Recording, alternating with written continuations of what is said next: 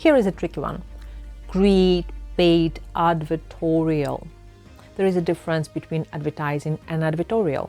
Advertorial is a storytelling with the hidden selling messages.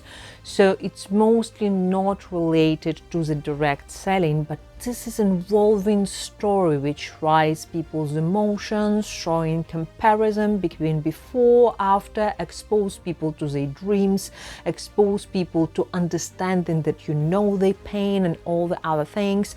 So advertorials are extremely powerful long pieces of content.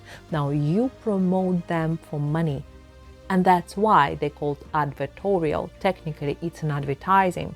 So the messages within the story are hidden, but they make people feel that they make decision to find you and buy from you all by themselves. This is a powerful way to sell your products. However, I would recommend you to hire a professional journalist or copywriter, really professional, to write this advertorial for you, because this is one of the most powerful way to create advertising for your business.